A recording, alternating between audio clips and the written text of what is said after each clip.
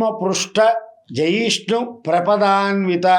దేవి తాబేటి వీపుని జయించగలిగినటువంటి పాదాలు గలది అని అర్థం. తాబేటి వీపుని అంటే చాలా గట్టిగా ఉంటాయి, ఆ వీపును కూడా జయించగలిగినటువంటి పాదాలు గలది అని అర్థం. తాబేటి వీపు చాలా గట్టిగా ఉంటుంది.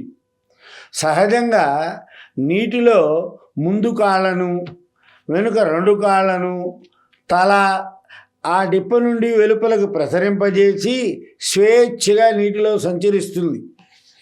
అయితే ప్రమాదం రాబోతోందని గమనించి ఆ అవయవాలని డిప్పలోనికి ముడుచుకొని రక్షించుకుంటుంది తాబేలు. ఇది తాబేటి స్వభావం. అయితే దేవీ పాదాలు కూర్మపృష్ఠాన్ని జయించగలవు. తాబేటి ఇది తన పాదాలను ఎవరైతే ఆశ్రయించిన వారిని ప్రపంచ విషయాల నుండి ప్రమాదం లేకుండా రక్షించగలేటువంటి సామర్థ్యం దేవీ పాదాలకు ఉందని మనం భావించాలి.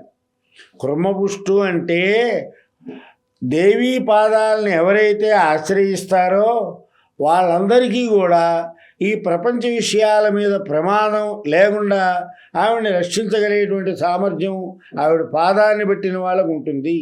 అంతేకాకుండా దేవీ పద అంటే రక్షణ, ప్రపద అంటే గొప్ప రక్షణ.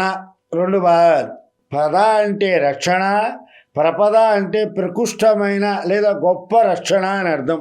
14 లోకాలని రక్షించగల గొప్ప సామర్థ్యం దేవీ పాదాలకు ఉందని ప్రపద పదం చేత మనం గ్రహించవచ్చు. ప్రపదం అంటే మీగాలు. మీగాలంటే పాదం యొక్క పైభాగాన్ని ప్రపదం అంటారు.